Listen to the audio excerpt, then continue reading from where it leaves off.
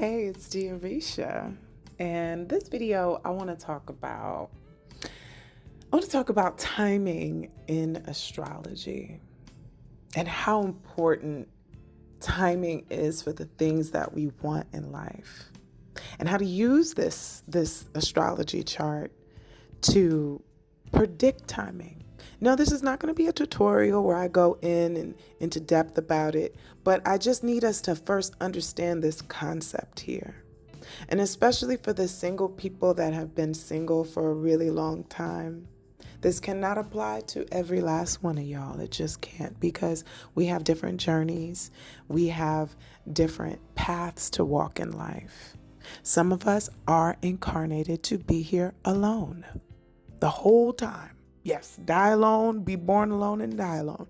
To be here the whole time. Some people are here this lifetime to experience partnerships and friendships and the abundance of all that stuff. I try to emphasize timing to a lot of my clients as well, because a lot of times we as people, we as humans, will be looking for one door to open, trying to bust open that door, get a key, get some crowbars and open this door, when there's another door wide open behind us.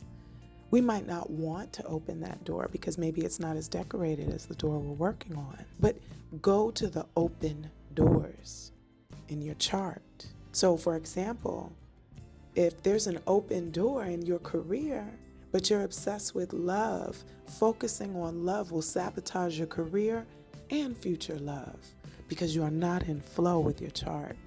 You're not in flow with the timing of things. People see me do shit, and I used to explain it to them. I used to explain why I do things the way I do it, and I no longer explain. Because half people I know can't even understand it. Like, why are you doing this? Because the moon is in this sign, and this sign compared to my Venus is this. So I don't do things. I don't explain that shit no more. Okay? But I definitely make my moves according to what I know. There's a reason I know it. So when you see certain cycles in your life, catch them. Catch them, catch them. Now, I like to call myself a Jupiterian astrologer. I follow Jupiter. That is the first thing I follow, because Jupiter is our abundance in life. It is where you are going to see your break. Anywhere Jupiter is where you're going to get a break in life. And I don't know about you, okay? For the people that think life is easy, I'm not talking to y'all. But for those people that know how hard life can be, you can't blame me for looking at Jupiter. And then to back up, of course, you look at where Saturn is going to know where you'll be restricted, to know your boundaries, to know your limits in this world. This is a world of time, boundaries, and limits. So you have to know those. You have to know those. You have to know how long it's going to last, this period, that you can make these certain moves. So looking at these major transits. So the transit I'm going to talk about is Jupiter in the 7th house. That timing. It is legendary. The best time to get married, the best time to connect to someone. Your relationships get a boost. And they get voluminized, right? Because it's about what's already there expands. All right, let me give you an example. I always tell people the story of how I started to act and what made me choose it. At the time I chose to start acting, I saw Jupiter was in my 9th. Catch these transits before they get to the house you want. So let's say if I was a person, which at the time I was extremely ambitious, and I was waiting for my role to come. I was waiting, and I said, hey, Jupiter is in my 9th. The door is open for me to study. To study something I've never studied before, that's in higher advanced knowledge. How to act, how to do it well. Because I already had it kind of naturally, but it was like, polish up your skills in this shit. I learned how to do that by the time, literally, y'all, Jupiter was on my MC, and I was in an office with the producers of NBC, okay? Follow these windows. Now, that was also my promise in my chart as well. You're only going to know what your chart is going to do based on its natural promises. You have your own promise, your fingerprint. The natal chart tells you what your promises are. So for Joe Schmo, it might have been he wanted to get a promotion at his job, and he wants to study outside higher knowledge before he asks for the promotion. By the time Jupiter hit his MC, he had that job, or he was getting offered the position because he did what he did while Jupiter was in his ninth.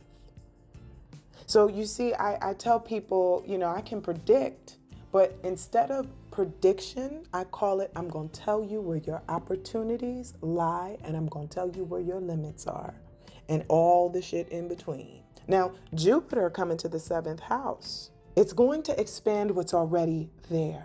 So what do? When Jupiter is in that sixth house, you work on yourself. You create a routine so solid that no relationship is going to throw you off. You get your shit together in the sixth house when Jupiter is there. Anything you are unhappy with about your health, because if you're not healthy, you cannot combine with another person. This is why the sixth house comes before the seventh. You must be in a healthy state, or in a state where you're good with yourself. Because why? That will determine the type of partner you attract when Jupiter goes into the seventh. And what does Jupiter do? It expands things, so you're going to get a lot of that. When Jupiter was in the sixth, you didn't do the work. You're going to get a whole bunch of people when Jupiter goes into your seventh that don't do the work. I highly recommend that to someone that has Jupiter about to go into their seventh house and they're waiting and they want love, that they do the work. Find out where find out where Sagittarius is in your chart, because that'll also help you understand the things that you need to work on in order to get the best partner, or just get the best business partner, because sometimes people aren't looking for love. The seventh house is not about love. It's not, has nothing to do with love.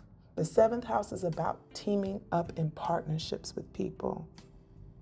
So for an example, I had Jupiter going to my seventh house and I was like, oh my God, I'm ready to find love. Yes. And I did meet love. She was awesome. I met love and we did an awesome project together. While we were dating, we did this cool project together, and she was the best partner I could have ever had. It was great. We lived together. We did it. We did the thing, but it wasn't romantic love. Maybe it started off hot, but after a while, it was like, that was just a cool partner. That was just a cool experience with a cool person. I knew I was not ready for marriage. Let me repeat that. I was not ready for marriage. And when you're not ready for marriage, you will either sabotage it or you'll choose someone that is also not ready for marriage. That's how that works with Jupiter. Being there in the seventh house is tricky. It doesn't guarantee your relationship, but it will color it. You have to help it. We have to help it. Some energies we don't have to help. Solar eclipses, lunar eclipses, you ain't got to do nothing to nudge the events and those types of things. There are some events that are just fated. Especially when it comes to Saturn. I've seen Saturn tear some people up. My God, it tore me up. I'll never forget one time Saturn was on my sun, or it was squaring my sun. Agony for months. Agony. I felt that transit. That transit was not vague. Because some transits be light, like, oh, girl, I ain't feel that Venus, Jupiter. I ain't feel that shit. No, you will feel Saturn squaring your Venus. You will feel Saturn conjuncting your sun, or Pluto conjuncting your sun. And God willing, you make it through that. When Jupiter comes into the seventh, it is known for a marriage. But keep in mind, y'all, it's not about finding love. You will find a good partner. Hopefully, when Jupiter was in your fifth, you find love, or you learn how to love better, or you expand your beliefs on loving, okay? So we want Jupiter in the seventh. We want Venus there in the seventh house. We want soft plans. What is the ruler of your seventh house? I talked about that in a course I had developed, but I'll give that away for a free gem. But you can find it on the internet. I mean, ChatGPT you can find all this shit, but I still like hearing information from a human, because that human also has experience. So So this is just a tale of understanding timing. If love has not come for y'all, if the right friendships you're looking for has not come, if the right job you're looking for has not come, pay attention to the open windows and the open doors. Before you focus on the things that you want, focus on what's available to you and strengthen that. Because if you strengthen that while you're so busy working on, the thing that you need to strengthen, the door that you want, it'll start cracking open. Jupiter takes 12 years to come back to the same spot. And again, it doesn't guarantee love. I knew someone that had Jupiter in their 7th house for mad long, and they were such a bish. And the sad part is they had no idea how horrible they were. They just kept asking, when is this coming? You said Jupiter gets in the 7th. And you don't want to be mean to somebody. Be like, they did end up meeting people with Jupiter in their 7th, but it didn't work because Jupiter just amplified what was already in them. Wherever you are, Jupiter will amplify it and mirror it through your partner. So again, if you are rude and you got issues and you are just like walking around with your trauma and you're not digging in it and working on it, Jupiter is going to bring you a partner, but they're going to be a reflection of you in a magnetized way. A reflection of where you are, a reflection of your beliefs.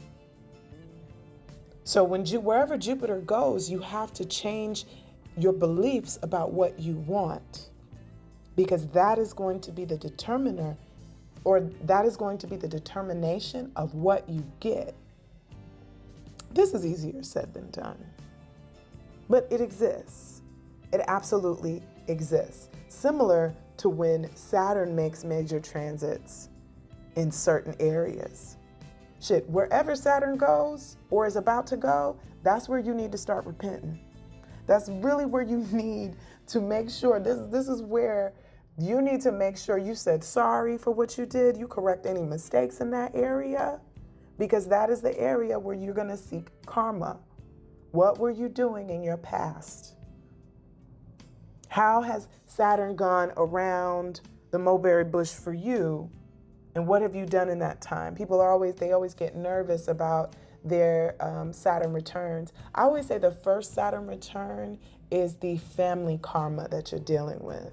Because up into that age, the first Saturn return, you're dealing with your family karma, what you were brought into this world with and how you handled it. Okay, you were abused as a child. You start in your 20s and stuff, abusing other people. By the time your Saturn return comes, you're going to have to deal with it. You're going to have to deal with how badly you've treated people and where that's going to put you. Or let's say you come from a family of poverty, or you come from a family that has illnesses. Yeah, you've been living your life, but by the time you hit your Saturn return, you're going to have to take care of a family member and woman up.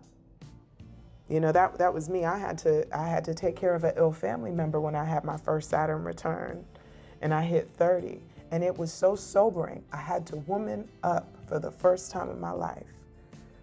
And it was scary. I didn't want to do it. I fought it. And again, I'll also add, the more you fight your Saturn return, the harder it will be to get through it. Just stand. So that was just my take on how to handle timing and how to understand that things come to us in our lives with certain timing. So be patient. You want to see karma happen to somebody that hurt you? Be patient. You want to see good things happen to you for good things you've done? Be patient. Because that clock is ticking and that wheel is turning. If you like this video, make sure you subscribe and take care.